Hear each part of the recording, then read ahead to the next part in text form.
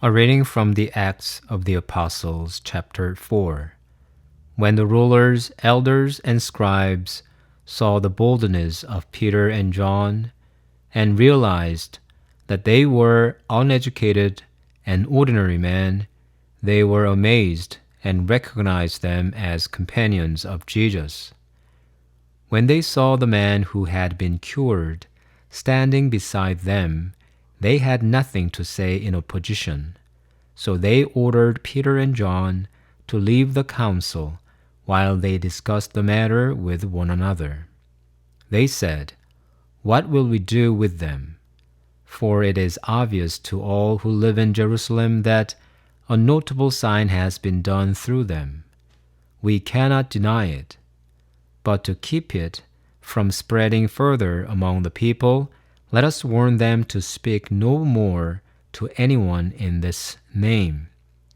So they called the 2 apostles and ordered them not to speak or teach at all in the name of Jesus.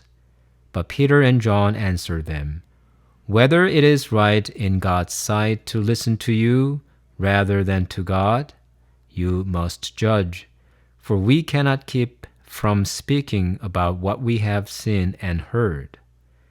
After threatening them again, they let them go, finding no way to punish them because of the people, for all of them praised God for what had happened.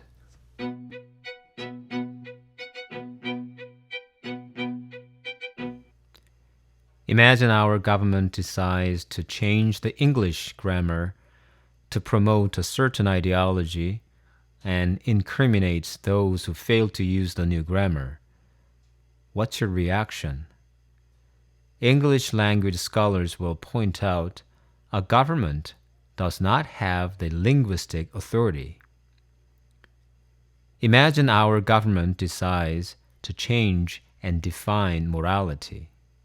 Philosophers and ethicists will admonish that a political authority does not enjoy the moral authority of the society or of a culture. Imagine that our government now decides to create a religion for all citizens. Does it make any sense? Then, whom are we going to worship in this state religion? Will it be a god or actually human authority we worship? In the first reading today from the Acts of the Apostles, Sts Peter and John assert that we should first listen to the divine authority of God. God's authority is not confined within the church premises because He is our Creator and Redeemer. To proclaim the gospel is our duty, but often offends some people. And sometimes to proclaim the good news challenges human authorities. In our times, more and more human authorities claim the divine authority. But before claiming the divine authority, these human authorities take over human values and natural rights such as family and life.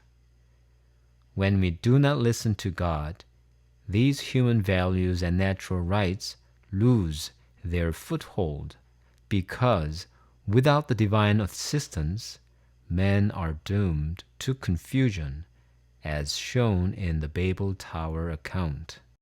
When there is no God in our heart and mind, something else will replace His authority under the guise of human authorities.